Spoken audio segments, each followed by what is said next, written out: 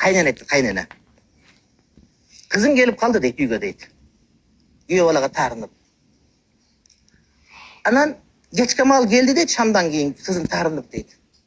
Ertemenen bağımda atka tursam deydi. İşte üye olam balası götürüp turuptur deydi. 4 balası var deydi. Bari kiçine şkolga barılek bardığı deydi. Bir jarnıştan deydi. Anan koluma kat verip ene kızınızga berip koştu aytana üye olam ketti deydi.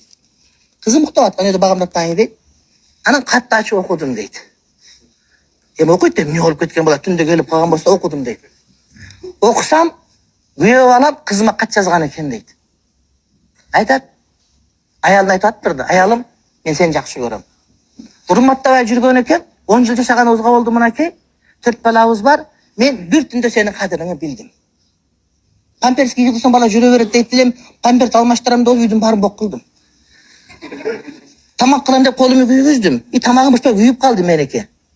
Эртемен уктап калып балдар бар школго бара албай калды. Баланын кийимин таппай койдум. Бала эмес, өзүм кийим таппай койдум мен. Ачка калдык, от өчүп калды, от жага албай калды түнү менен көмүрдү. Баланын памперсин алмаштырам деп үйдүн баары бок болду. Айтыр чаңтыгылан чыгып кетти. Сен жок эч ким эмес экенин сездим. Мени кечирчи, мен сенин кадырыңды билип жүрөм деген кат бар экен дейт. Шунчалык сүйүнүп кызыма барып бердим дагы. Кызым окуп. Bir günü bir